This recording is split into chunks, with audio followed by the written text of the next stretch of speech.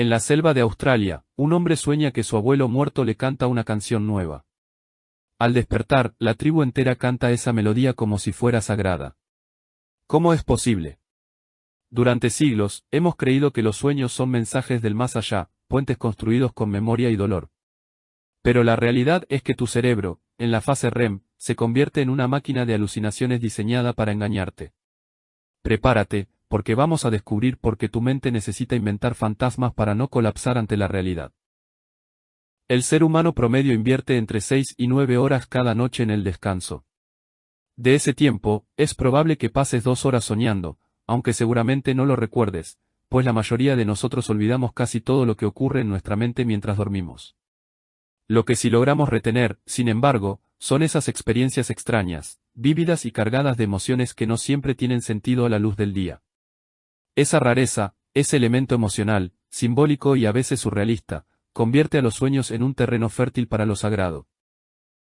En su obra Los sueños en las tradiciones del mundo, el psicólogo Claudio Velázquez plantea una tesis audaz: los sueños han desempeñado un papel creativo en prácticamente todas las tradiciones religiosas y espirituales de la historia.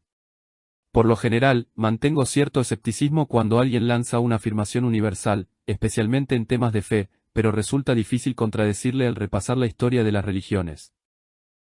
En muchas culturas, el mundo onírico se percibe como un puente para comunicarse con los antepasados o con seres sobrenaturales.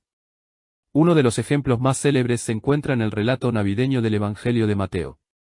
En esta historia, José, el padre terrenal de Jesús, recibe instrucciones vitales a través de una serie de sueños. Un ángel se le aparece mientras duerme y le ordena tomar a María y al niño para huir a Egipto y escapar del rey Herodes. Más tarde, otro sueño le da la señal de que es seguro regresar a casa. No fueron simples mensajes personales para José, fueron momentos de intervención divina. A lo largo de la historia del cristianismo, místicos, santos y teólogos han hablado de los sueños como vehículos de revelación. Otras comunidades ritualizan el acto de soñar. En el budismo tibetano, por ejemplo, existe una práctica conocida como el yoga de los sueños, una técnica avanzada de la tradición vajrayana que considera el dormir como un campo de entrenamiento para la iluminación. Implica el sueño lúcido, ese estado en el que de repente te das cuenta, en mitad de la noche, de que estás soñando. Los practicantes utilizan esta conciencia para explorar la naturaleza de la realidad incluso mientras descansan. En muchas culturas indígenas de las grandes llanuras, los sueños juegan un papel central en los ritos de paso. En la llamada búsqueda de visión, a veces descrita como clamar por una visión, los jóvenes viajan solos a lugares sagrados en la naturaleza, ayunando y orando durante varios días. Claman a los espíritus en busca de una revelación que les ofrezca una perspectiva sobre su propósito en la vida, su papel en la comunidad y cómo pueden servir mejor a su gente. Los sueños también han sido fundamentales en el surgimiento de las iglesias independientes africanas. Estos movimientos cristianos emergieron durante las épocas coloniales y poscoloniales, a menudo como una forma de resistencia religiosa, rechazando el control de los misioneros occidentales y mezclando el cristianismo con las tradiciones culturales locales. El historiador Abakal escribe que un viento carismático barrió África en el siglo XX, donde los sueños y las visiones se convirtieron en una fuente clave de autoridad espiritual. Estas historias y prácticas forman parte de un patrón generalizado: los sueños juegan roles vitales en la imaginación religiosa alrededor del globo. Pero esto plantea la pregunta: ¿por qué? ¿Por qué tantas comunidades, en tiempos y lugares tan distintos, tratan los sueños como algo religiosamente significativo? A pesar de sus diferencias, muchas culturas ven en ellos algo más que ruido mental aleatorio o actividad cerebral mundana. Se tratan como algo trascendente, incluso sagrado. Este patrón intercultural ha fascinado tanto a científicos como a estudiosos de la religión. Existe algo universal en la forma en que los humanos experimentamos los sueños que los hace significativos para la fe. Resulta que una de las primeras teorías académicas sobre el origen de la religión la vincula directamente con el mundo onírico. El antropólogo victoriano Eduardo Telles propuso que las personas, por naturaleza, tomaban nota de sus sueños, como encontrarse con figuras extrañas, ver a parientes fallecidos hace tiempo o toparse con criaturas bizarras, y utilizaban esa experiencia como prueba de la existencia de un alma o espíritu. Para Telles, estas experiencias oníricas eran la materia prima para la idea de los espíritus y, en última instancia, el cimiento de la religión misma. Pero Telles era el clásico antropólogo de sillón, sacando conclusiones amplias sobre otras culturas sin realizar ningún trabajo de campo de primera mano. En su lugar, dependía de los datos sesgados de exploradores europeos, misioneros y administradores coloniales, formando ideas desde una cosmovisión que consideraba las creencias no europeas como primitivas. Según él, la creencia en los espíritus arraigaba en un fallo primitivo para distinguir entre los sueños y la realidad. El relato de Telles era lo que los científicos evolutivos llaman hoy una historia justa, una teoría especulativa que carece de respaldo empírico y que no puede probarse realmente. El sociólogo Emilio Durán no compró la teoría de Telles. Durán argumentaba que los sueños son demasiado fugaces e inconsistentes para servir como base de un pensamiento religioso estructurado. En otras palabras, pensaba que los sueños eran demasiado vagos para inspirar el tipo de ideas y prácticas duraderas y poderosas que moldean sociedades enteras. Allá por 1912, Durán lanzó una crítica académica contundente contra Telles cuando dijo: ¿cuál es el lugar del sueño en nuestra vida? Un lugar bastante pequeño, al parecer, ya que deja impresiones tan vagas en la memoria y se desvanece tan rápido, lejos de proveer a la religión de su idea fundamental. Durán sostenía que los sueños no dan lugar a creencias religiosas, es al revés. Nuestros sueños son moldeados por lo que ya creemos. Si creces en una cultura donde se piensa que los sueños son una vía para que los ancestros den guía, es más probable que tengas ese tipo de sueños y que los interpretes de esa manera al despertar. Sin embargo, Durán pensaba que los sueños eran demasiado vagos para inspirar el tipo de ideas y prácticas duraderas y poderosas que moldean sociedades enteras. Sin embargo, para el sociólogo Emilio Durán, esta premisa carecía de solidez. En 1912, lanzó una sutil pero afilada crítica académica contra Telles al plantear una pregunta fundamental: ¿qué lugar ocupa realmente el sueño en nuestra vida? Su respuesta fue contundente, uno bastante insignificante, al parecer, dado que deja impresiones tan vagas en la memoria y se desvanece con tal rapidez que dista mucho de proveer a la religión de su idea fundamental. Durán sostenía que los sueños no engendran creencias religiosas, la ecuación funciona a la inversa. Nuestros sueños son esculpidos por aquello en lo que ya creemos. Si uno crece en una cultura donde se asume que los ancestros ofrecen guía a través de lo onírico, es mucho más probable que experimente ese tipo de sueños y los interprete bajo esa luz al despertar. Aunque el debate entre Telles y Durán representa una batalla clásica en el estudio de la religión, el campo que verdaderamente moldeó la investigación moderna de los sueños fue la psicología, específicamente la psicología profunda y el estudio de la mente inconsciente. Dos gigantes dominaron este territorio, Sebastián Freire y Carlos Juncos. Freire denominó a los sueños como la vía regia hacia el inconsciente. Estaba convencido de que estas visiones nocturnas son manifestaciones de deseos reprimidos, miedos y conflictos, material demasiado perturbador para que nuestra mente lo confronte directamente durante la vigilia. La naturaleza extraña y fragmentada de los sueños se debe a que nuestra psique disfraza esas verdades bajo formas simbólicas. Su colega, Carlos Juncos, coincidía en que los sueños expresan el inconsciente, pero llevó la idea un paso más allá. Argumentó que también conectan con lo que llamó el inconsciente colectivo, un reservorio compartido de experiencias y arquetipos simbólicos comunes a todos los seres humanos, trascendiendo la experiencia individual. Juncos escribió que ningún individuo es una pizarra en blanco, sino que estamos influenciados por presuposiciones heredadas. El inconsciente colectivo comprende en sí mismo la vida psíquica de nuestros antepasados, remontándose hasta los orígenes más tempranos. Sostenía que arquetipos como el héroe, el cuidador o el mago se reflejan en nuestros sueños, lo que explica por qué ciertos símbolos religiosos son comunes en culturas que nunca tuvieron contacto entre sí. Hacia finales del siglo XX, la visión psicoanalítica comenzó a enfrentar serios desafíos provenientes del análisis empírico a gran escala. Los psicólogos empezaron a recopilar conjuntos de datos gigantescos de informes de sueños de personas de diferentes culturas, edades y orígenes. Dos pioneros en este campo fueron Calvino Salas y Roberto del Castillo, quienes desarrollaron uno de los sistemas más influyentes para analizar estos informes, conocido hoy como el sistema Salas-Castillo. Reunieron más de 10.000 sueños registrados y crearon un sistema de codificación detallado para rastrear patrones temáticos. Se centraron en elementos como la agresión, la amistad, la sexualidad y el éxito o el fracaso. A diferencia del enfoque subjetivo y de gabinete de Telles, que dependía de relatos de segunda mano, Salas y del Castillo utilizaron métodos cuantitativos para identificar tendencias consistentes. Lo que encontraron fue fascinante. El contenido de los sueños varía a menudo según factores como el género, la edad y la cultura, lo que sugiere que nuestro entorno social da forma a lo que soñamos. El segundo gran cambio llegó con el auge de la nueva tecnología de neuroimagen. Herramientas como la electroencefalografía, EEG, que mide la actividad eléctrica en el cerebro, y la resonancia magnética funcional, fMRI, que rastrea los cambios en el flujo sanguíneo, permitieron a los científicos observar el cerebro en acción durante el sueño. Esto abrió todo un abanico de nuevas oportunidades para la investigación empírica, ayudando a los investigadores a comprender qué partes del cerebro están activas durante las diferentes etapas del soñar.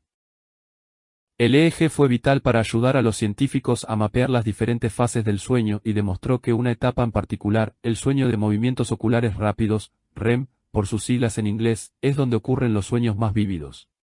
La resonancia magnética añadió más detalle, mostrando que áreas del cerebro están más o menos activas al rastrear el flujo sanguíneo en lugar de señales eléctricas generales. Estos estudios revelaron que la corteza prefrontal dorsolateral, la parte del cerebro responsable de la lógica, el razonamiento y el autocontrol, reduce su actividad drásticamente durante la fase REM. Mientras tanto, el sistema límbico, que procesa emociones como el miedo y la excitación, permanece altamente activo. Esa combinación podría explicar por qué los sueños se sienten tan surrealistas y emocionalmente intensos. Las áreas responsables del procesamiento visual también están activas, contribuyendo a la imaginería vívida que vemos al soñar. En conjunto, estos descubrimientos llevaron a los investigadores a alejarse del énfasis de la psicología profunda en los traumas ocultos y el inconsciente, para entender los sueños como un producto de los mismos sistemas cerebrales que usamos cuando estamos despiertos, solo que operando de manera un poco diferente. Entonces, volvamos al debate original entre Tejes y Durán. ¿Los sueños moldean las creencias religiosas o es al revés? La doctora Ana Taveras, una figura destacada en la ciencia cognitiva de la religión, ofrece una perspectiva del siglo XXI sobre este dilema. En su libro La experiencia religiosa reexaminada, Taveras desplaza la pregunta, deja de indagar qué hace que un sueño sea religioso, en su lugar, pregunta, ¿cómo llegan las personas a considerar que los sueños tienen significado en primer lugar? Taveras estudió los sueños junto a otras formas de experiencias extraordinarias o especiales que la gente suele interpretar a través de lentes religiosos, como las visiones y los trances. A diferencia de los estudiosos anteriores, que intentaban categorizar o decodificar los sueños como símbolos o arquetipos universales, ella estaba más interesada en el contexto, comprender los procesos sociales y cognitivos que llevan a los individuos y a las comunidades a interpretar un sueño como algo religiosamente significativo. Que un sueño se convierta en un encuentro sagrado o simplemente en otra anécdota interesante depende en gran medida de cómo tú y quienes te rodean lo entiendan e interpreten. Esto se alinea con la visión de Durán: los sueños no producen automáticamente creencias religiosas. Adquieren significado cuando se filtran a través de las categorías y conceptos que los individuos y sus comunidades ya llevan consigo. Un ejemplo esclarecedor proviene del trabajo de la antropóloga doctora Katha Galdós, quien estudió la interpretación de los sueños entre los Bardi, un grupo aborigen de Australia. Para este pueblo, los sueños pueden ser una fuente de innovación ritual, es decir, nuevas canciones, nuevas danzas u otras prácticas se reciben a veces en sueños dictados por los antepasados. Pero estos regalos oníricos no se aceptan automáticamente. Por el contrario, el sueño y su mensaje se someten a un proceso de interpretación colectiva. La comunidad se reúne y decide si se trata de un mensaje verdaderamente legítimo de los ancestros. La doctora Galdós conectó esto con una investigación más amplia sobre cómo el soñar puede encender la chispa de la creatividad. Muchos artistas, por ejemplo, atribuyen a los sueños la inspiración de su obra. Pero en la sociedad Bardi, esa creatividad se equilibra con la estabilidad del procesamiento colectivo. La interpretación de los sueños es un proceso comunal, uno que deja espacio para nuevas ideas, pero solo si esas ideas son interpretadas de manera significativa y validadas socialmente. Esto nos devuelve a Ana Taveras y su argumento sobre la construcción de significado. En lugar de asumir que los sueños son inherentemente religiosos, ella pregunta, ¿cómo decide la gente que son religiosos? El ejemplo de los Bardi ilustra esto a la perfección. Alguien puede soñar con un antepasado introduciendo un nuevo ritual, pero ese sueño no se convierte automáticamente en una verdad sagrada. Se lleva a la comunidad, donde se discute, se debate y se interpreta. Y esa es la clave: los sueños no son experiencias privadas aisladas. Ganan significado a través de los marcos culturales y sociales que los rodean. Este enfoque nos ofrece una forma más flexible de pensar en los sueños religiosos, no como símbolos universales o experiencias preprogramadas, sino como momentos moldeados tanto por la intuición personal como por la tradición y la cultura colectiva. En años recientes, los investigadores en la ciencia cognitiva de la religión han comenzado a tomar un nuevo interés en el mundo onírico. Muchos de ellos utilizan lo que se llama el enfoque epidemiológico, que trata de entender cómo ciertas ideas culturales se adhieren y se propagan basándose en cómo funciona nuestra mente de manera natural. La idea es que algunos conceptos son simplemente más pegajosos, más cognitivamente contagiosos. Son más fáciles de recordar, compartir y creer porque se alinean con la forma en que nuestros cerebros procesan la información. Aquí es donde nos sumergimos en la teoría llamada relevancia de la oferta de contenido para la adivinación onírica, o modelo CARD, por sus siglas en inglés. Es un marco propuesto por el Dr. Andrés Norte para explicar por qué ciertos tipos de contenido onírico tienden a ser amplificados culturalmente, particularmente en la práctica de la niromancia, el uso de sueños para la adivinación. El estudio de Norte se basa en entrevistas realizadas con informantes de una comunidad tradicional hindú, y su objetivo era comprender qué tipos de sueños la gente encontraba significativos y por qué. A lo largo de 61 entrevistas, no solo preguntó a los participantes qué soñaban, sino cómo interpretaban esos sueños y cómo se utilizaban en la vida religiosa y social. A partir de estas conversaciones, Norte identificó 4 características que tienden a hacer que los sueños sean culturalmente más significativos: contenido amenazante, falta de agencia propia, elementos bizarros o contraintuitivos, y agentes sobrenaturales. Empecemos con el contenido amenazante. Norte argumenta que los sueños que involucran miedo o elementos de pesadilla tienen más probabilidades de quedarse grabados en la memoria y de ser compartidos porque provocan reacciones emocionales fuertes. El contenido de pesadilla, como ser atacado o asesinado, también alimenta la segunda característica, la omisión de la agencia propia. Esto se refiere a los sueños en los que sientes que no tienes el control. Las cosas simplemente te suceden, a menudo sintiéndose como si fueran causadas por alguna fuerza externa. Considera cómo funcionan los sueños. Tu cerebro crea una especie de mundo alucinatorio simulado y luego te coloca como un personaje en ese mundo. En muchos sueños, tú eres el agente principal detrás de la acción, eres quien vuela o camina, hablas con la gente, exploras el entorno. Pero en los sueños de baja agencia, los eventos se desarrollan sin tu control. Si hay otro personaje principal que controla la acción, a menudo asume cualidades extrañas o amenazantes. El Dr. Norte sugiere que esta anulación de la voluntad propia en ciertos sueños podría ser clave. El Dr. Norte sugiere que esta falta de agencia propia en ciertos sueños podría ser una de las razones por las que tantas comunidades religiosas interpretan lo onírico como un encuentro con lo divino. Argumenta que los mismos procesos neurológicos que producen sueños de baja agencia también facilitan que nuestro cerebro genere y retenga ideas sobre agentes sobrenaturales. La tercera característica del modelo es el contenido bizarro y contraintuitivo. Huelga decir que los sueños a menudo contienen escenarios extraños o imposibles que desafían nuestras expectativas cotidianas. Para explicar por qué este tipo de sueños suelen adherirse con más fuerza a la cultura, el Dr. Norte recurre a un concepto de la ciencia cognitiva de la religión llamado contraintuición mínima, o MCI. La idea básica es que, cuando algo rompe solo unas pocas de nuestras expectativas intuitivas, se vuelve más fácil de recordar. Por ejemplo, los informantes a los que entrevistó describían a menudo a las deidades de formas contraintuitivas. Una persona recordó un sueño en el que una divinidad aparecía mitad estatua y mitad hombre ofreciendo consejos. Según la teoría MCI, este es exactamente el tipo de sueño que perdura. Es lo suficientemente extraño como para ser memorable, pero no tan incoherente como para ser olvidado. La mayoría de nuestros sueños se desvanecen rápidamente, pero aquellos que violan las reglas de la realidad de la manera justa, como un dios fusionándose con la piedra, tienden a persistir. Y cuando un sueño persiste, es más probable que lo compartamos con otros, reforzando su importancia dentro de la tradición religiosa. La cuarta y última característica del modelo es la imaginería de agentes sobrenaturales. Se trata de sueños protagonizados por dioses, espíritus, ancestros u otros seres poderosos. Según el Dr. Norte, este tipo de contenido hace que el sueño sea especialmente convincente porque se siente que proviene de más allá del yo, conectado con algo más grande, misterioso y autoritario.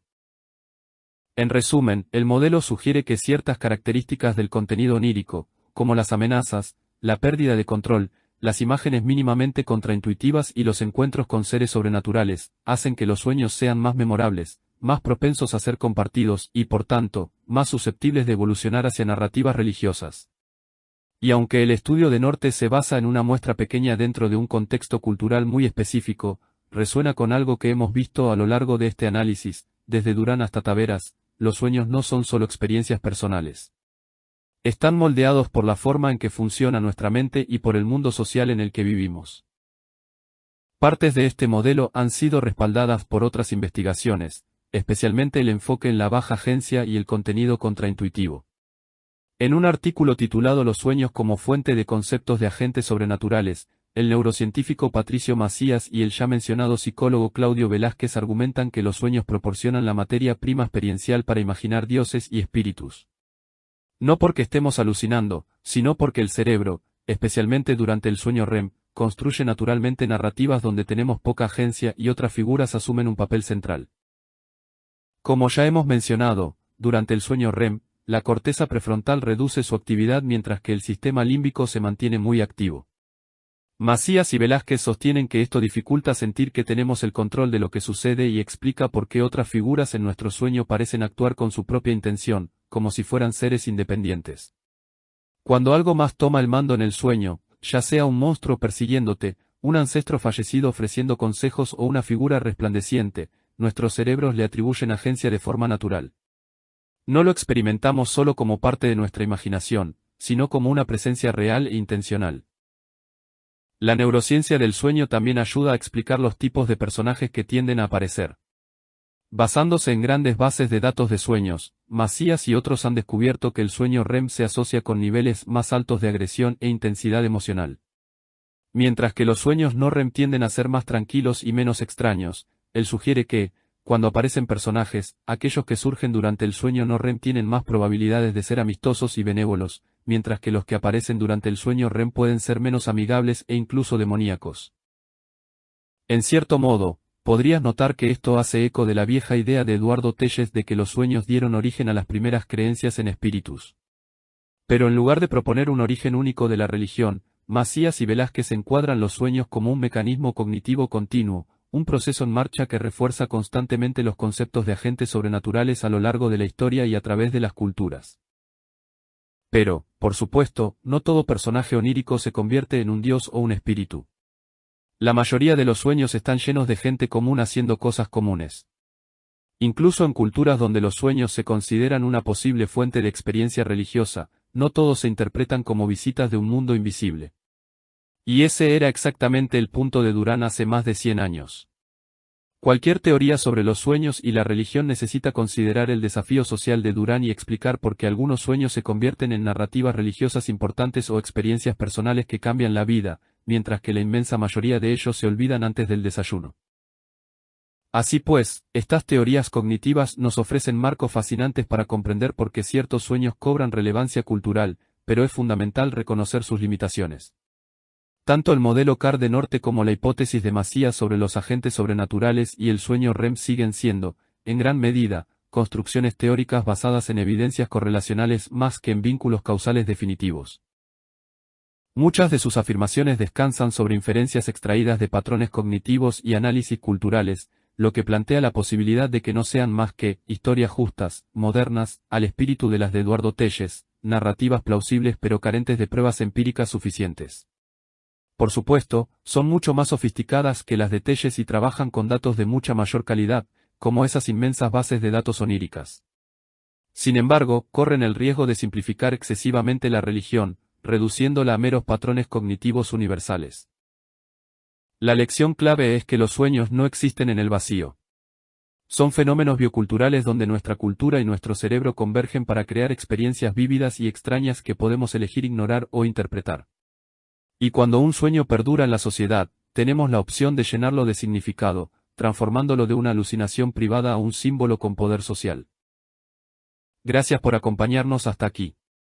Antes de despedirme, quiero invitarles a formar parte de una nueva iniciativa en nuestro Departamento de Estudios Religiosos, nuestra comunidad en línea donde pueden profundizar en el estudio de lo sagrado junto a académicos de primer nivel.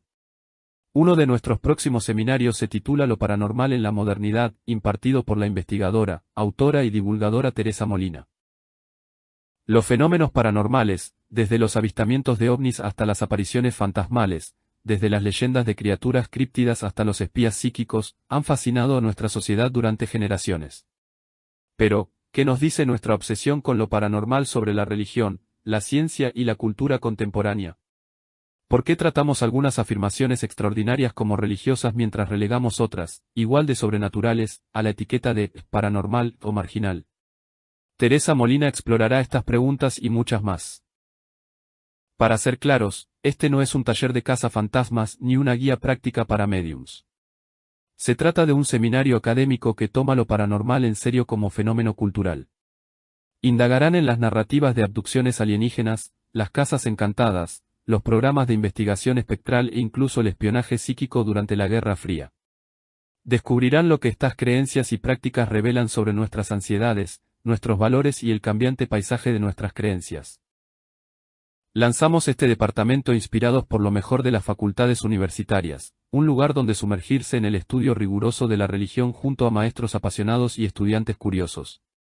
Teresa Molina es una académica excepcional y una comunicadora brillante, y les aseguro que les espera una experiencia reflexiva y cautivadora. El seminario comienza el 1 de octubre y tendrá una duración de 8 semanas. Las sesiones son en vivo y en línea, pero si no pueden asistir en directo, tendrán acceso de por vida a todas las grabaciones. Normalmente, nuestros seminarios de 8 semanas tienen un costo estándar, pero si se unen a nuestra membresía anual, obtendrán un descuento del 50%. Esto significa que pueden acceder al seminario y a la membresía completa del departamento por un precio especial. Los miembros disfrutan de descuentos en todos nuestros otros cursos, además de acceso gratuito a conferencias de invitados y a nuestros grupos de lectura guiada. Yo mismo estaré dirigiendo el primer grupo de lectura y me encantaría verles allí. Así que, si sienten curiosidad por saber por qué los fenómenos paranormales capturan nuestra imaginación y que revelan sobre la espiritualidad moderna, únanse a nosotros. Las inscripciones ya están abiertas y las plazas son limitadas. Espero verles en la primera clase.